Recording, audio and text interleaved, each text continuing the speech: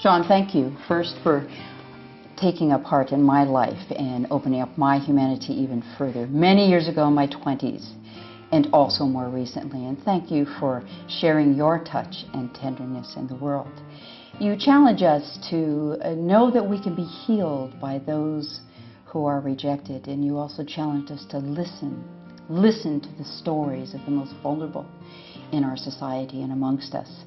And I wonder if you could tell me a little bit more about how we can learn from listening to the stories of the most vulnerable. See, as we listen to someone, it affects us.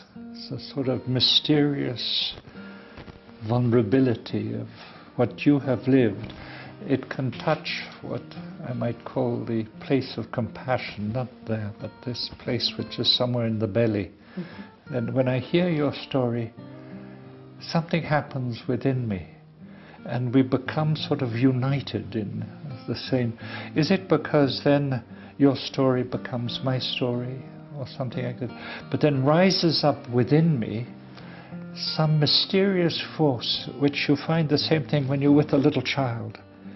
If a little child suddenly walks in here, people all start looking at the little child. The tenderness of the child, the eyes of the child, the innocence of the child, the cry of the child awakens something which is very deep in the human psyche. And so somewhere, as that is awoken within me, I become profoundly human. You see, the problem with we human beings is a hardening of heart. And that we only listen from up there, but we don't know anything about the stomach brain, if I may use that expression, that part, the neurons here, which are the neurons of compassion, of togetherness, and so on. So something is awoken which brings me to be profoundly human. But the danger is to not listen from the stomach, just to listen from the head, to analyze the situation, and not to be affected. That's to say, something is, we would say, well, your story touches me. So there's a sort of touch within something deep within me, which brings forth a new life. And it's that life, finally, where I give life and receive life, which makes us human beings. You speak about hopefulness in a hopeful way, even though you have spoken about the fact that it's a joy to be present in times of pain with others. And we are in a time of pain perhaps in the world, in the earth, or poverty and equality and our wars.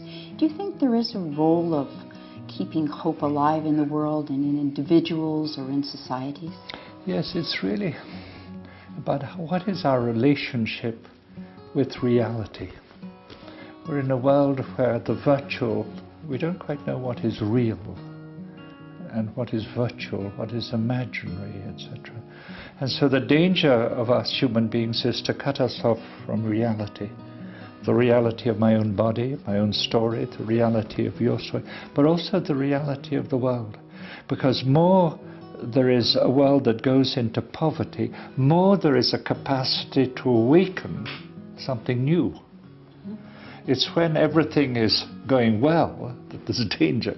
I mean, it sounds crazy. Mm-hmm. But it's the little one, or the cry of the poor, or the cry of the weak, that awakens what is deep within us. The danger is that we live in a culture which can cultivate closed-offness. And so then we can even pretend that we have to live in despair. I mean, there's mm-hmm. even pretending that we have, as if despair was things are so awful. Instead of seeing the reality of the weak and the poor as a cry, you see, fundamentally friendship is based on, I need you, and you say I need you, and so we come together. So weakness can be that, I use the word cement, but it's such a bad word, but can be that which brings us together. And there can be that also cry of the world, which can make us cry out to God, to cry out to each other, say, we must do something about this. That moving towards inclusion and connecting with each other. And you've talked about creating a sense of belonging where each of us can feel that we have a place of being honored. And yet there are many barriers in ourselves and in our societies that make it more difficult for us to connect. And can you speak about that kind of connection and overcoming our fears and our barriers to deal with difference and include each other? You see, I mean, we are frightened people. And how to diminish fear, I mean, that is the question.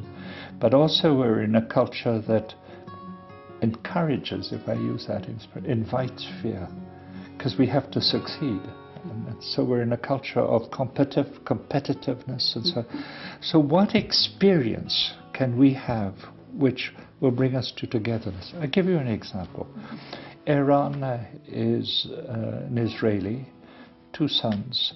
One was killed by Hamas in southern Lebanon.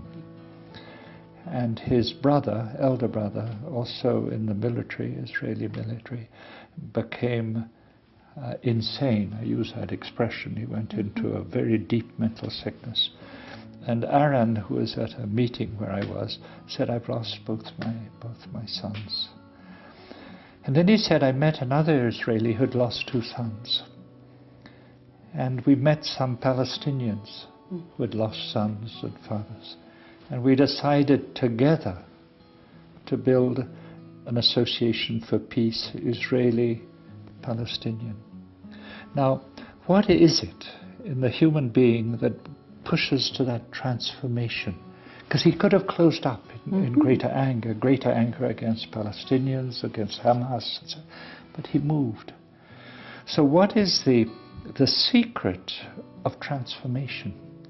And because it's a secret, it can never be. It's a mystery. Why is it that for me, for you, or for somebody else, there's suddenly the rising up of something within them which opens them up to, or puts them on the road to opening up to that connectedness, and something that happens where they're no longer controlled by fear, but opened up to the different. Now here we touch something which is about the mystery of the human being. Why does it happen with this person? Why does it not happen? What happens in this sort of opening up? I see in our community, we have young people who come and they have a meeting with a person with disabilities, and something happens in the meeting where they suddenly see another vision of the world. The world is not just made for the strong in a competitive, fighting way, but it's to accept our weakness, the weakness of others, and enter into togetherness. So what is it that for you, for me, I mean, I have a story, you have a story, but my story, I suppose, somewhere, it was when I wanted to join the Navy and I was 13, it was during the war, and I went to ask my father if I could join the Navy, and he said, "I trust you." You see, trust, if I really believe that you trust me and my intuitions, something changes. Later, when I left the Navy, I met a priest, and somewhere the same thing, he trusted. So as somebody really trusts me, there's the opening up. But you can't make it happen. It either happens or it doesn't happen. But there is that incredible, because everything about the growth of human being is about trust. Trust in the universe, trust in belonging, trust in people, trust in myself.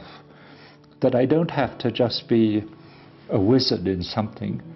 There's something that life within me can grow up and give life to others.